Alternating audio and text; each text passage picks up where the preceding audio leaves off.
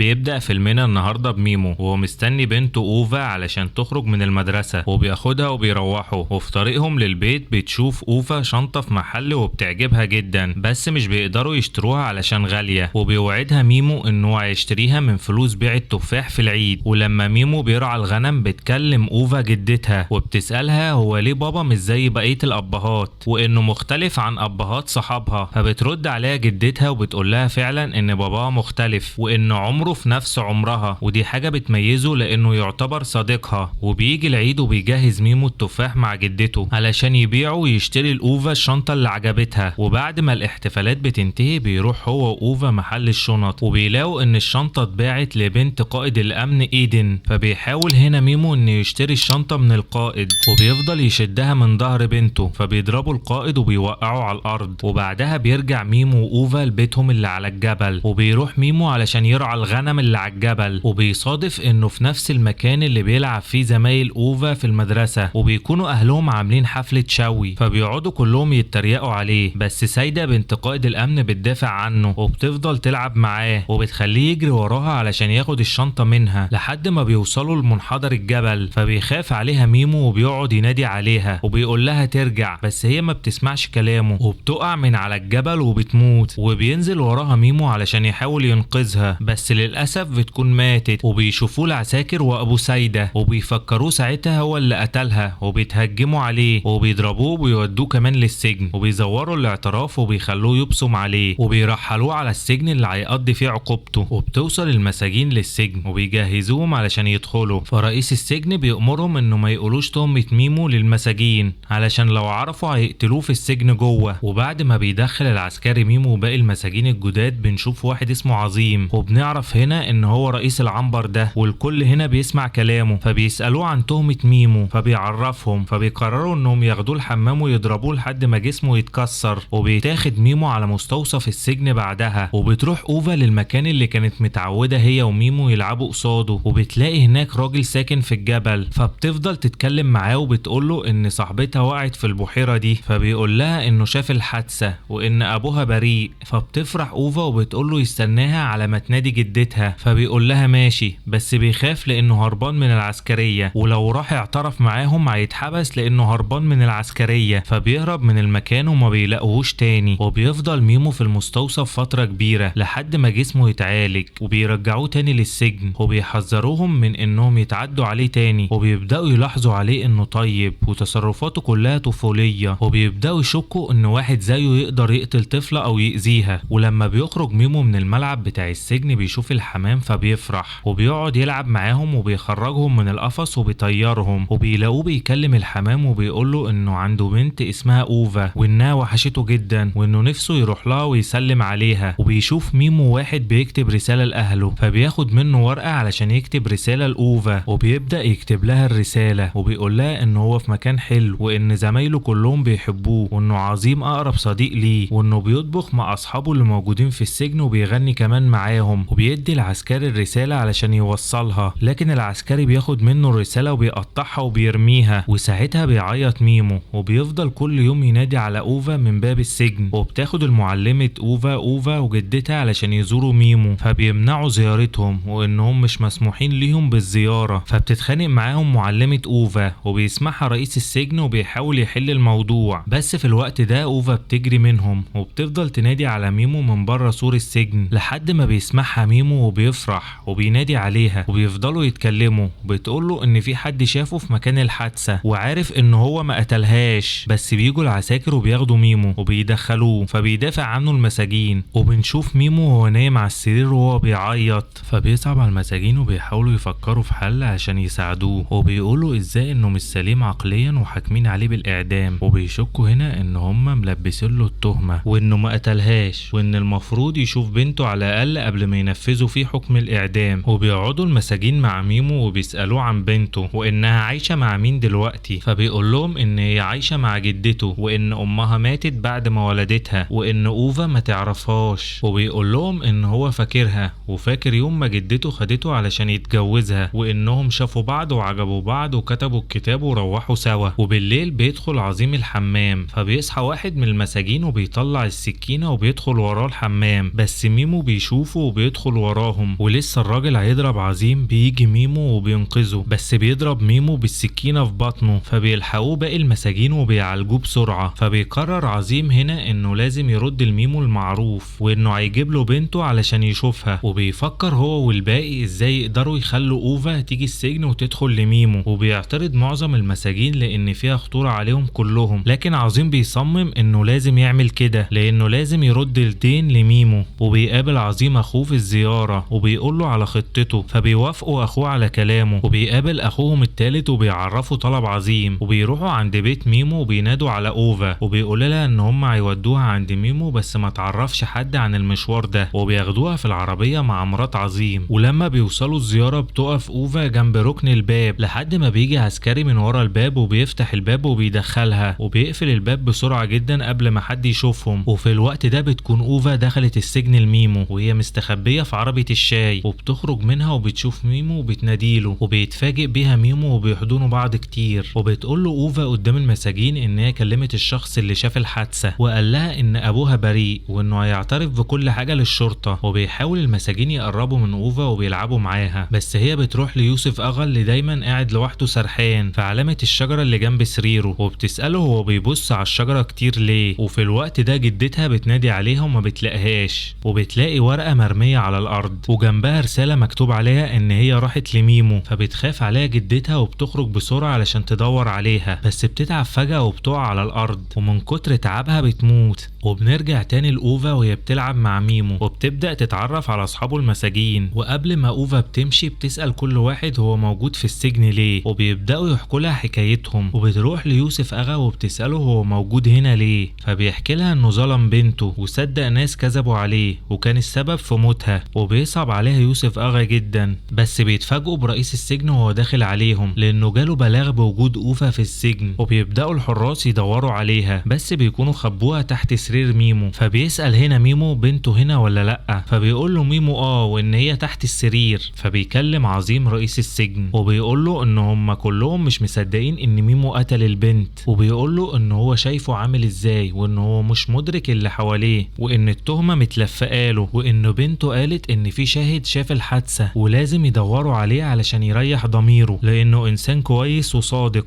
وبياخد رئيس القسم اوفا علشان يوصلها للبيت، وبيطلب منها تحكي له عن موضوع الشاهد. بس لما بتوصل اوفا للبيت بتلاقي كل الناس عندهم في البيت، فبتعرفها المعلمة بتاعتها ان جدتها ماتت وان هي هتعيش معاها بعد كده. وبيروح مدير السجن للقلعة اللي موجودة قدام مكان الحادثة وبيدور فيها لحد ما بيلاقي اثر شخص كان موجود فيها، وبيكتشف انه هربان من العسكرية علشان كده ما جاش يدلي الشهادة بتاعته. وبيكلم رئيس الحرس انه يتأكد من وجود الشاهد وانه لازم يدوروا عليه علشان براءة ميمو. فبيعترض رئيس الحرس وبيقول له ان هم مش هيقدروا يعملوا حاجة لان البنت اللي ماتت بنت قائد الامن. فبيعترض مدير السجن وبيصمم ان هم لازم يلاقوا الشاهد. فبيقعد الشيخ مع يوسف اغا وبيتكلم معاه عن علامة الشجرة اللي جنب سريره، فبيعرفوا يوسف ان هي تشبه الشجرة اللي اتدفنت تحتها بنته، وبيسأله عن مكان بنته في الاخر هيكون في الجنة ولا في النار. فبيرد عليه الشيخ وبيقول له ان هي مكانها الجنة باذن الله، وبيسأله هل هو ممكن كمان يجتمع ببنته في الجنة. فبيرد عليه الشيخ وبيقول له ان ربنا غفور رحيم وانه كمان سنة ونص هيطلع من السجن. فبيعترض عليه يوسف ان هو يطلع من السجن وان الشمس اتحرمت عليه في الدنيا، وانه لو ما قدرش يحمي بنته فهو يقدر يحمي بنت حد تاني. وبيبدأ يفكر وهو بيبص لميمو اللي نايم قدامهم على السرير. وبنرجع تاني لمعلمة اوفا وهي بتاخد اوفا وبيروحوا يزوروا ميمو، وبتتفاجئ المعلمة انهم بينصبوا خشبة الاعدام لميمو، وبيقول لها المدير ان جالهم امر سريع بالاعدام قبل الانتخابات علشان المعارضة، وبيقول لها بكل حزن انه مفيش امل وان ميمو هيتعدم. وهنا اوفا بتكون قاعدة مع ميمو في السجن وبتتكلم معاه، وبيسألها ميمو عن جدته فبتقول له ان هي بقت ملاك في السماء. فبيقوم ميمو هنا وبيفضل يعيط على جدته، وبتروح له اوفا وبتحضنه وبتحاول تهديه، وبتقبض الشرطة على الشخص اللي شاف حادثة ميمو وبيستجوبوه، وبيعترف بكل حاجة وان ميمو بريء وان البنت وقعت لوحدها. فبيوصل الخبر لقائد الامن ابو البنت اللي ماتت، فبيروح علشان يشوف الشاهد ويتكلم معاه، وبيأمر العساكر انهم يفكوه وينصرفوا، وبيسألوا عن يوم الحادثة وبيتأكد من كلامه ان ميمو بريء. فبيقرر يقتله علشان ميمو يتعدم، وبيضربه بالرصاص في دماغه. والخبر بيوصل لجوه السجن والكل بيبقى عارف اللي عمله القائد، وبيجتمع رئيس السجن ميمو وأوفا وبيخليها تشوفه للمرة الأخيرة قبل ما ينفذ حكم الإعدام عليه، وبيودعهم ميمو وبيوصي المعلمة بتاعته على أوفا، وبيفضل يعيط علشان خايف إنه مش هيشوف أوفا تاني. وبيجي يوم إعدام ميمو وبيسلموا عليه وبيودعوه واحد واحد، وبيكون عايز يفضل معاهم وبيكونوا زعلانين عليه وصعبان عليهم. وبنرجع بالوقت الأسبوع فات،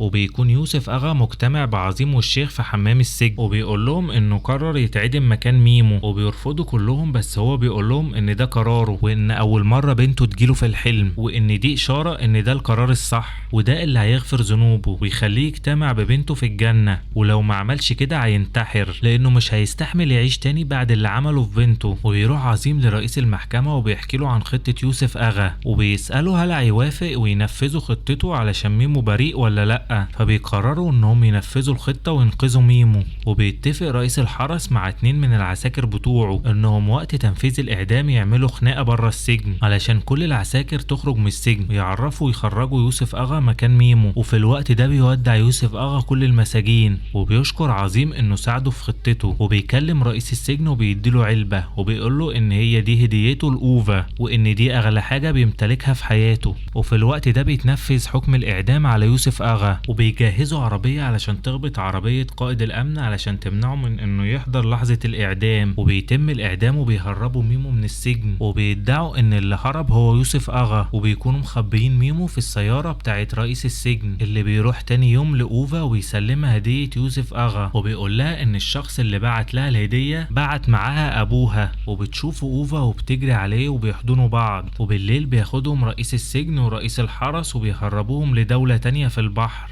وبيحفظوا أوفا ايه اللي تقوله لما يقابلوا اي حد علشان ما يعرفش الحقيقة، وبيفضلوا في مكان آمن، وبيودعوهم لما المركب بتمشي. وهنا بينتهي الفيلم. لو عجبك ما تنساش تشترك في القناة وتفعل زر الجرس، واستنونا في ملخصات جديدة تانية. سلام.